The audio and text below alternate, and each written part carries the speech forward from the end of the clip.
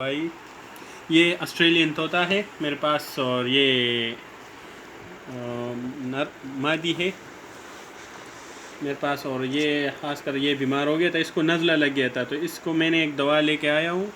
इसका नाम जो है एनरोप्लस है।